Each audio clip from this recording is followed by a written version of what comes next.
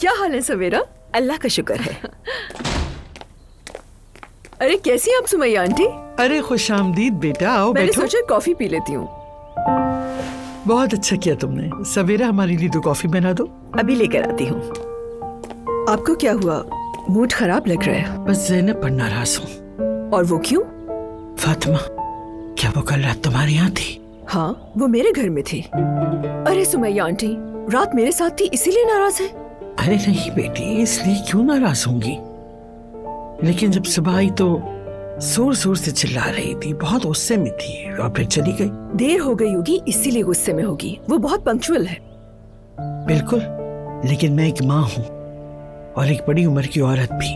उनके लिए जो कुछ कर सकती हूँ करती हूँ, लेकिन थोड़ी इज्जत और एहतराम तो मेरा भी हक है। तो क्या वो इज्जत नहीं देते? आंटी ऐसा ना कहें। अब नहीं देते ना। इन दिनों तो हर कोई मुझे डांट रहा है। एक सवाल करती हूँ तो 1000 जवाब मिलते। प्यारी सुमैया आंटी, मुझे लगता है अब थोड़ी सी जज्बाती हो रही हैं। नहीं बेटी, जज्बाती नहीं। हम एक ही घर में रहते। पूछू नहीं कि कहाँ गई थी, कहाँ से आ रही हो इस वक्त? तो पूछना बनता है, जरूर पूछें, मगर कभी कभी लोगों को अच्छा नहीं लगता कि उन्हें बच्चों की तरह ट्रीट किया जाए। फातिमा, मुझे सब पता है कि वो किसको पसंद करती है। मुंह न खुलवाओ मेरा। क्या मतलब? तुम भी जानती हो, अनजान मत बनो ज्यादा।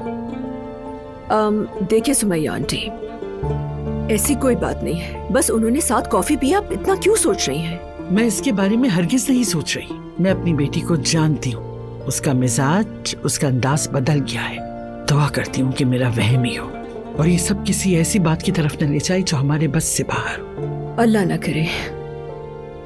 आंटी आप फिक्र ना करें, ज़ैनब ना खुद ऐसी गलती करेगी और ना ही करने देगी। इंशाल्लाह। शुक्रिया सवेरा। बहुत शुक्रिया तुम्हारा।